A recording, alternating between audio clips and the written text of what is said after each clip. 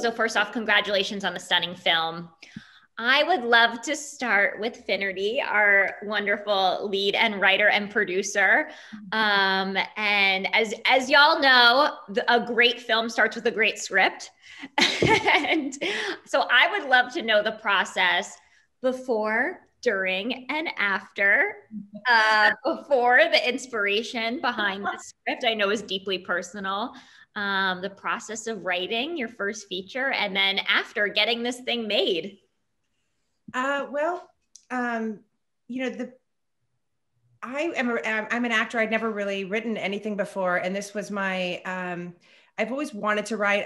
I'm always thinking of stories, but I never felt like there was really one that I needed to tell or that was mine. You know, and then my marriage fell apart, and I was like, this might be something eventually that I would like to try to sort of.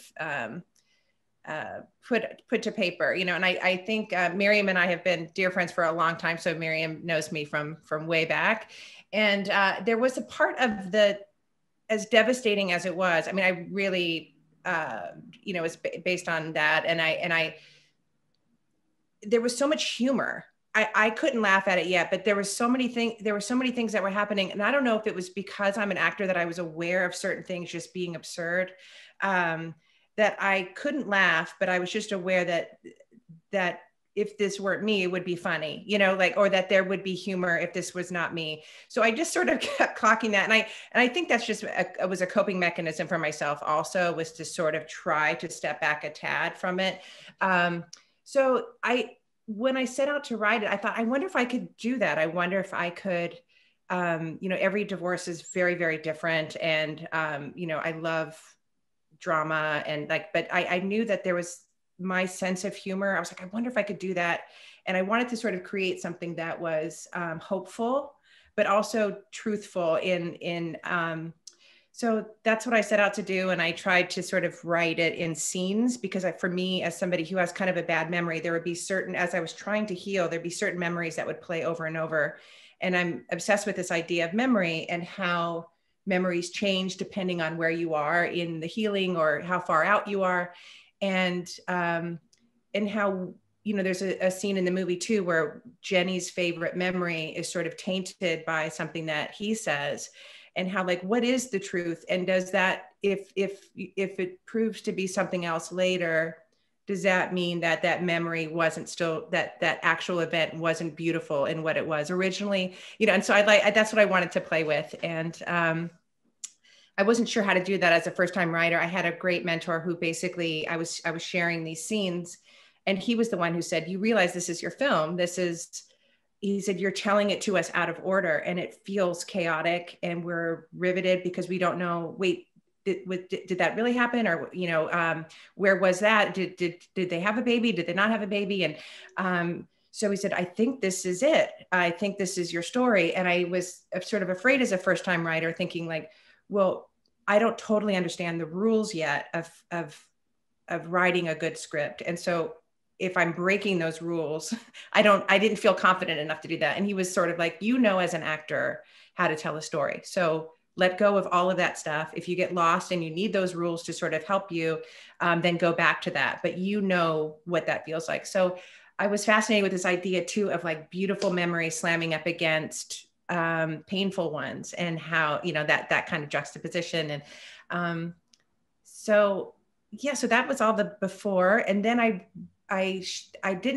was too afraid to share it, actually. I mean, I kind of had to write it thinking I would never actually make it. And then I started sharing it with people, and they were like, you have to make this. And I was like, I am. And then suddenly I had never asked for anything in my life. And I started asking people, like, this is what I would like to do. And then people said yes. And then I suddenly was having to do it because people wrote checks and things. And I was like, oh God, this is actually happening. And so it was incredible. I mean, as you know, someone gave me great advice to collect the no's. You know, my dear friend Katie was like, you have to collect the no's and just ask. And so I was so humbled by the amount of people who said, yes, I'll help you. I don't know, you know, and if I can't, I will recommend somebody who can. And it was just an incredible experience. And when I look at the film, that's what I see. That's all I see, is the people who said yes to me, like these two gals, you know, that like are just so accomplished in these incredible careers, and they came to play with us for a day, and I'm just so grateful for that. Oh, I love that. And it's so true. As women, we really have to just ask, because men have been doing it for years and years and years. And it's something that's so difficult for us. But when we do it, it's good. Um, you know, in this film, Jenny discovers her strength, or I should say, perhaps resurfaces the strength that was always there. How have you all each discovered your strength in an industry that so often makes it feel so difficult to feel strong and confident? Whoever would like to go first. A great question. I'll go just because. When I hear Finnerty's story, telling about it, what I'm hearing too is like the agency she gave herself, she allowed herself to have to believe in herself, right? Like and that is, why is that so difficult for us and for women and for marginalized people in general to say, oh, my story has worth? And I've been thinking about that a lot, you know, because I've reached a point where I finally feel able to say that. And I'm kind of angry that I spent a lot of time in my life wasting time thinking, oh, I don't have the right to, or I'm not that interesting or important. And, you know, that can come later. Someone else can decide that. Like, you should really believe in your own stories. If anyone should, it should be you. So I feel like something that comes with experience and with, you know, age and with the times which are changing. You know, I do feel like a younger generation feels that agency more than we did, certainly of women does. And I think what Finnerty did so beautifully, and that what we all do, and the older you are, the more opportunities you've had to have really difficult periods in your life, right? And when you go through one of those difficult periods, and you have the impulse to share that story or scream that story, you know, a lot of times as a woman, you're told, don't, you know, stay quiet. It might not look good on you. And I feel like when you go through those difficult periods, you suddenly feel this understanding that your story does in fact have value. And it's so beautiful the way that Finnerty did that in this movie. It was a really difficult thing to go through. And I now am at a point in my life and career where I've had really challenging periods and have learned the same thing. And it's unfortunate that it takes the difficulty to make you realize that, but whatever it is that makes you realize your voice matters is kind of precious. So that's kind of where I am right now, you know. And that, like, when I asked to direct, I directed a couple episodes of Younger and started directing short films. It took me a long time to get there. And it wasn't until I realized there were so many young men who I knew who were asking for it without a second thought. And I had second, third, fourth, fifth, and sixth thoughts and thought, well, surely I could ask. So it's the asking that was so tough. And once you do it, you're like, oh, okay, I can ask for other things that maybe I want to try too. Oh, that's beautiful. Thank you for sharing that. Mm-hmm. What about you, Marin? Yeah, it's funny. You guys are so inspiring to hear speak about that incredible question that you've asked. I'm in my mid 50s, and I always say to myself, if I have a thing that I could have done over, it would have been to actually, I tell this to a lot of young actors, like to make sure that it isn't as much just acting. Because the thing that allowed me to kind of stop being my own worst enemy was becoming a mother. And that was when I learned how to like fight for something in a way that has the most purity in my life. And the way I can, you know, stand up for my child is something I wish I had learned, and I still am trying to learn how to do for myself. I'm not there yet. And it's funny talking to you guys or listening to you guys talk about directors, being directors, writing. and believing in yourself and doing those kind of wonderful novel things where you're in charge and not just somebody casting you and saying, okay, you can go to work. You get to sort of be in charge of work. I have always wanted to do that, and I haven't been able to find the courage to do that. So you guys are truly inspiring. The stories that you're telling me right now are actually making me go, okay, you know, I always think maybe it's too late, and I always tell the younger folks, like, make sure you do that you let yourselves be believing enough that you can do not just acting, but directing and writing. And they have these things, right? These kids have these things to be in YouTube, allow them to know what it means to put themselves on camera. And it wasn't until I was in my like 30s that I actually figured out how to use something like this. So I was never comfortable with like the idea of making a little film. And still, like, even getting on to today to talk to you all took like about 25 minutes to figure out, like, how do I do Zoom? I've only done it 5,000 times this year, but I still don't know how to do it. But the apology stuff, just to speak to that, I feel like I still get to set. And even after being an actress now for 30 something years, like, people will say things and direct certain thoughts about my hair or my makeup or my wardrobe. And I'll sit there going like, wait a minute, I've done this for 25 or 30 years. And I think I know something about what could actually help this. But I am silenced by the fact that I think I'm going to lose my job, or that I'm not going to get another job, or someone's going to say she's badly behaved and she asks for too much.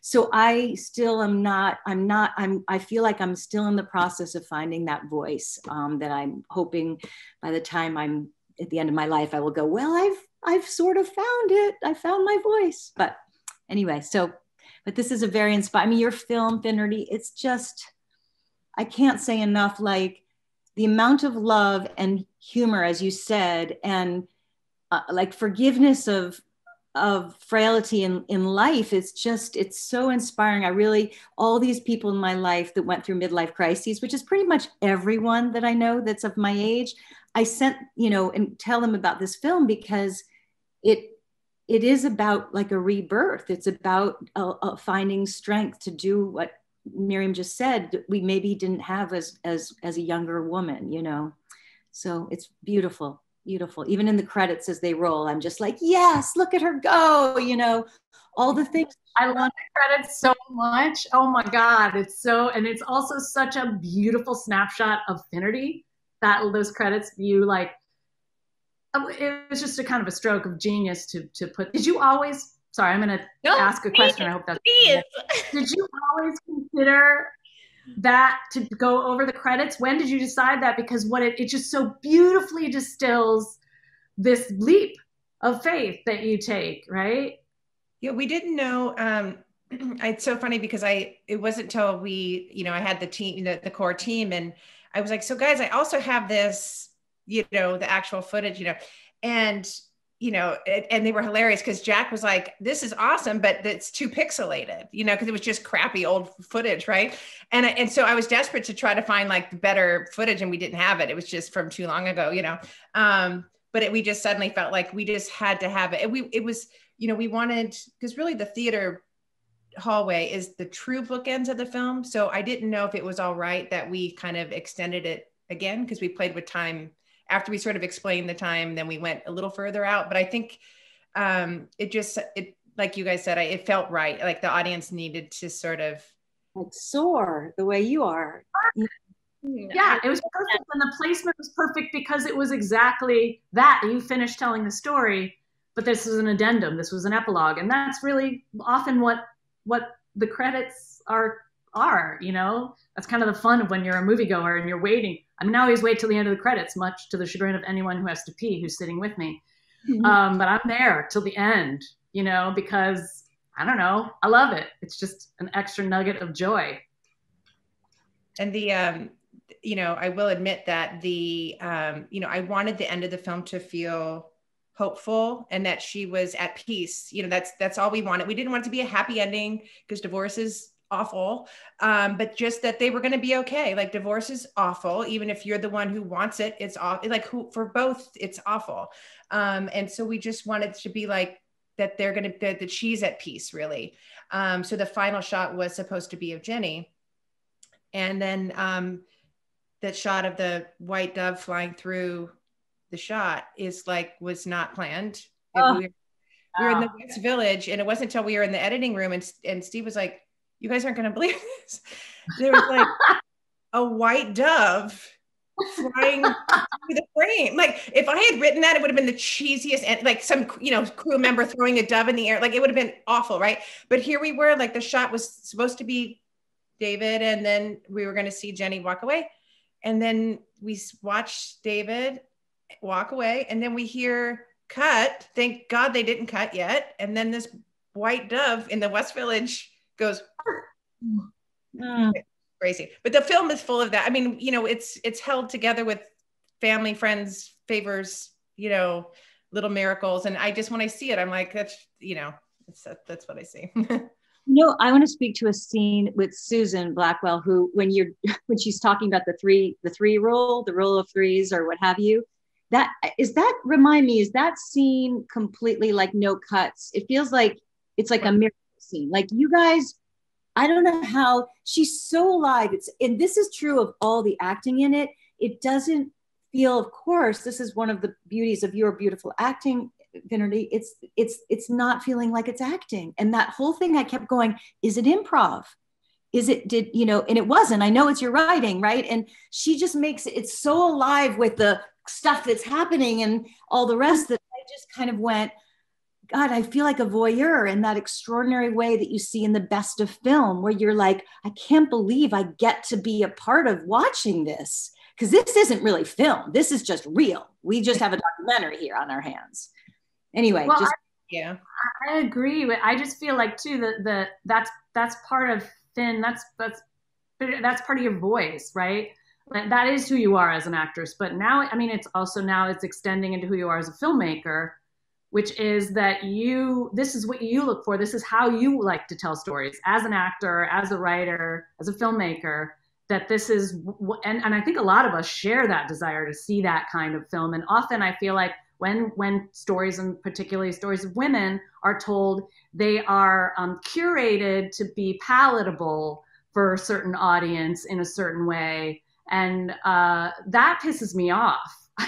I can tell when that's happening, and I don't like it. It's not truthful, and it's a bit insulting, and I feel like you very mindfully worked against that and wanted this to be kind of warts and all, which is the best way to tell a story, because then anyone watching it feels the humanity of it.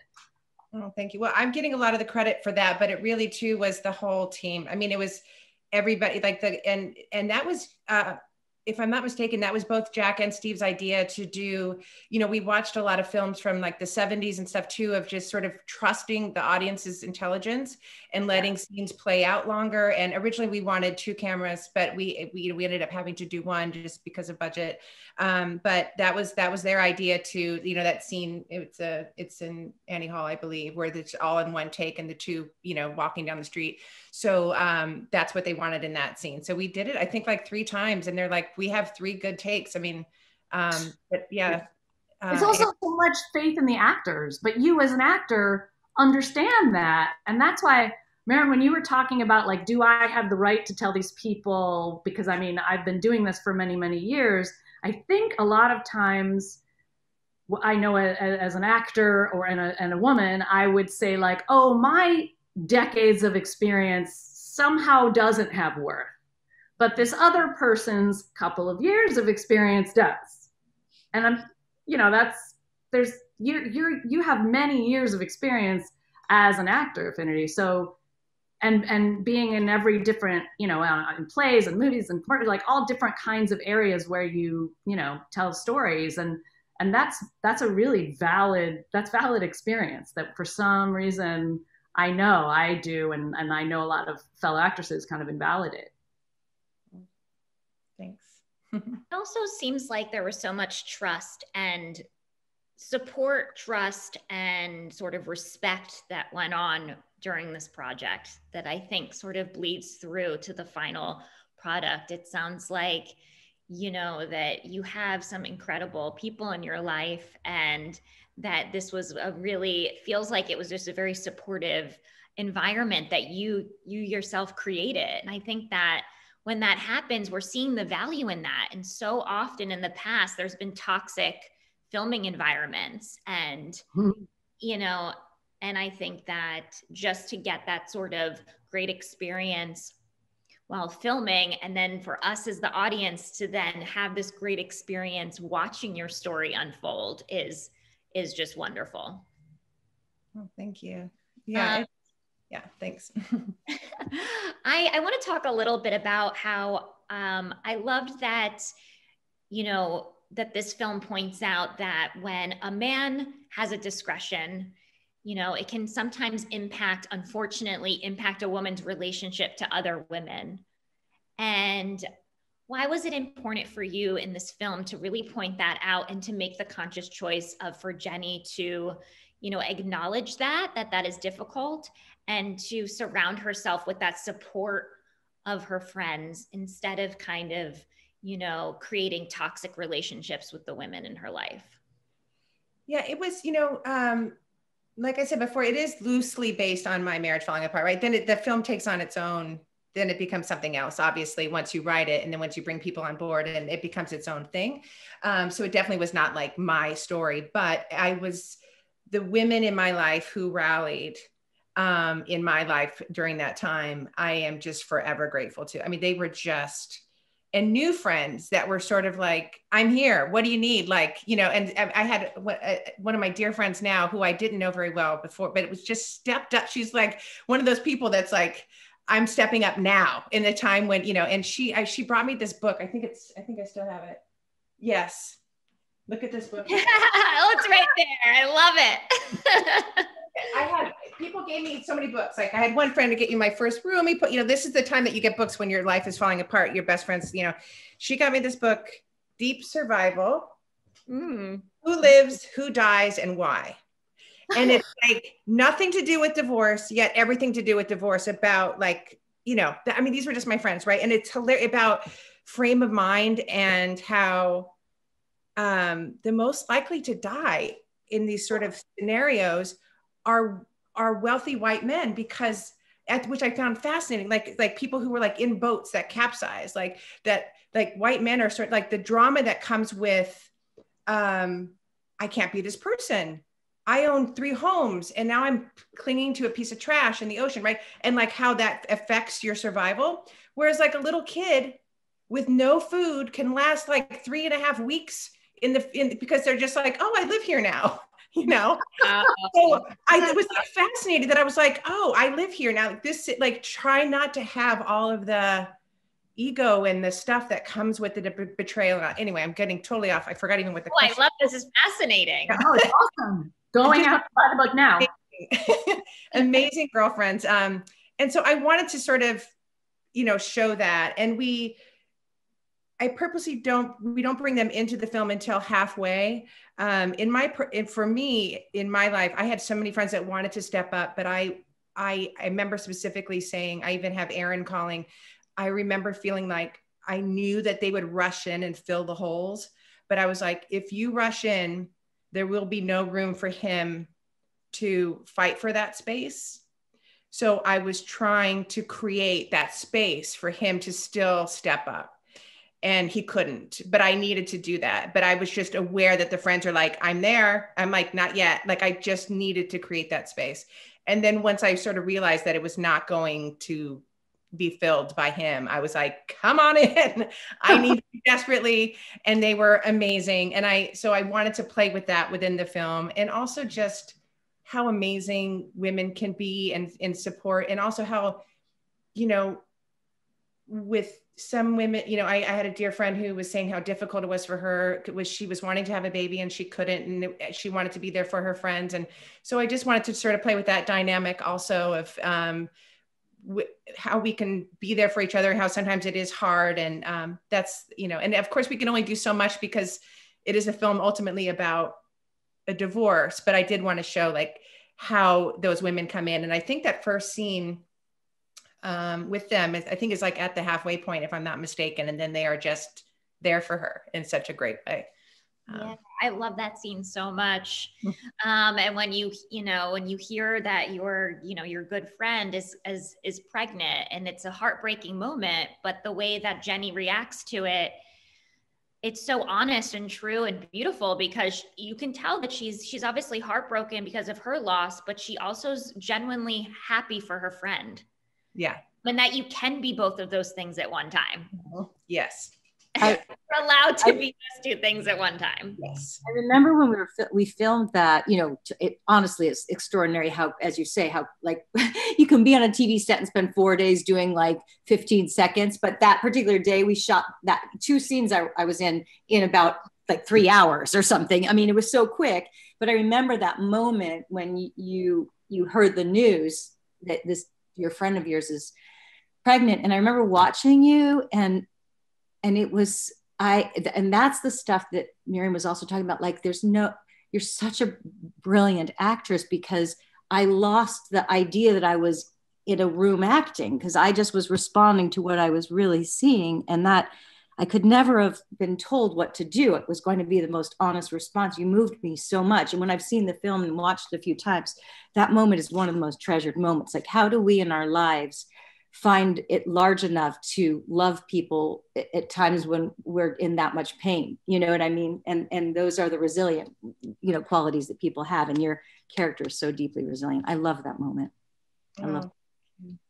Oh my goodness. I love all those moments where you show the complexity, so that there's these celebratory moments that are just intertwined with these devastating moments that are also intertwined with these hilarious moments. You know, that is one scene that does that so beautifully. And it's so messy and complicated and real, you know, and it's not pointing to it, you know, it's just letting it all kind of happen. And you have so many moments like that. I mean, the moment when you sign the divorce papers, I mean, like, there's so much, you allowed so much life into those moments. You didn't let them be whatever the cliche is, you know, you kind of allowed with your script and with the way you want to tell the story. And I'm going to take you to task a little bit for saying that it isn't really you, it's other people. Yes, of course, because it's collaborative. So of course it's other people. It's never one person, but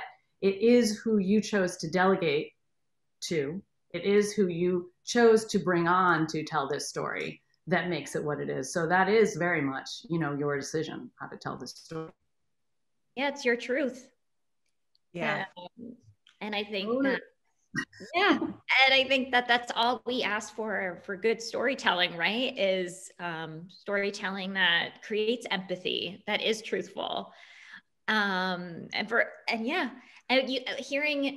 Hearing everyone talk, I'm reminded of this thing that Ellen Burstyn said last year, where she said, what can be talked about in a film can then be talked about in the population. And I think that this film, Finnerty, and your honesty and your truth is a great example of that. I have one more thing I want to say. Well, I have so many things I want to say. You just open a can of worms when you're like, yes, I would. Yes, I would. But no, this speaks specifically to a question you asked before about like the generosity and sort of love and trust that Finnerty created around her film, with who she chose to be in it, with how she chose to do it, you know, even within the confines of difficulty of making an independent film, which is like extraordinarily difficult and challenging, right?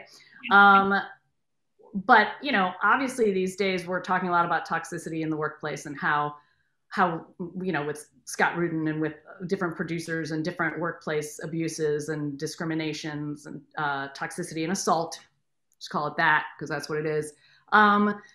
When you create an environment like Finnerty did, where it's respectful and where, you know, it's a place where people are trusted to with each other, and that they deserve that trust, and they're being asked to be trustworthy and be respectful by the people who are running it, by someone like Finnerty who's creating it, you know, it allows for that to happen, and it allows for beautiful art to be made. And that is how you make art, not by scaring the crap out of people and abusing them and assaulting them and all the other various ways that these people we have recently seen and people who have yet to be revealed have done, you know?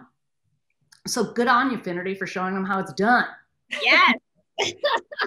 Well, I just think too that there, I wish in my doing this too, it was sort of, that's one of the reasons why I'm so grateful to people saying yes, is like to follow, you know, as someone who is a character actor, which is such a weird phrase anyway, because I think we're all character actors, but I think it's just such a strange phrase. But, you know, any of us, like that, out of the entire film, like there could be a full film about any of those characters, you know, and to follow them. But we're so used to sort of seeing, you know, I mean, I think it's in television too, we're opening up so much more, which was so, you know, it was so incredible. But like let's follow stories about people who are not gorgeous. Do you know what I mean? Can we just spend 90 minutes with somebody who is just like an interesting story? And I think that's why I'm always so drawn to like, you know, Australian filmmakers and, you know, British, because you're sort of like, oh, wow, that we're going to follow this person. That's who this story is about. That's neat. And you know, and I just wish we had more of that. And I mean, with independent film, we can do that, but that's just what I'm grateful to, you know, for everyone who sort of got behind me and sort of like, yeah, let's make a story about this middle-aged woman going through a time where she is totally lost. And, you know, as interesting as it is watching, you know, young people who are figuring out their lives, you know, watching somebody who is in their 40s, who really does not know which direction is up, you know, those are the kind of stories that I love, because I think somebody who looks like they should know what's happening and has no idea what's going on, those are the kind of stories I love. And that kind of humor too, of, you know, I feel like sometimes with films, there's even people who would read the script would say sort of like, you know, you don't want to necessarily mention certain things that don't have a payoff. You know, you're so used to sort of everything meaning something. And I was like, what if we just have memories, specific memories that don't necessarily, you know, is that okay? And I was afraid to sort of do that and think, you know, you know, Jack and Steve were so awesome and were really behind us doing that kind of thing. But, you know, there's references to like whiskey and cornflakes. Well, there was nothing before about that. Like, but like, can we just have, and that's having these incredible actors play with us for the day. That was one of the amazing things too, where I would say like, let go of, I know because you're acting with the writer, and sometimes that's a little nerve wracking where someone writes the words and then you have to act with them. So I was like, let go of that. I know you know it. And actually the more truthful and mumbly and whatever it is better. So if there's a line that you don't like, let's talk about it. And otherwise, let's just make it truthful, and it can have air in it or not. And we can overlap and it should be real.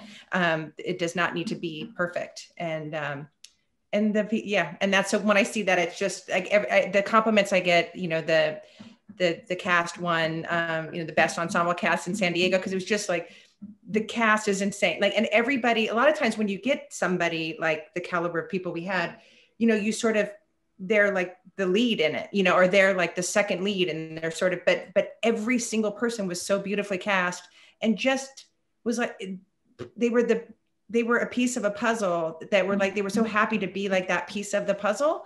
And so I just, you know, I'm sorry, I'm just rambling, but I am so grateful for everybody who just came and did their, like, they were the piece of the puzzle. And it just, when I look at it, it's just full of that, you know, it's just full of talent and yeses, you know. Oh, well, it was so lovely. I adored this film so much. And I'm so glad that all the puzzle pieces came together brilliantly and beautifully, and that this film is out there for the world to see, especially for, you know, women to find comfort in, to feel not so alone. And it's beautiful. And thank you, ladies. I don't want to take up too much of your time. I could talk to you for hours on end. I love and adore all of you. So thank you for your time.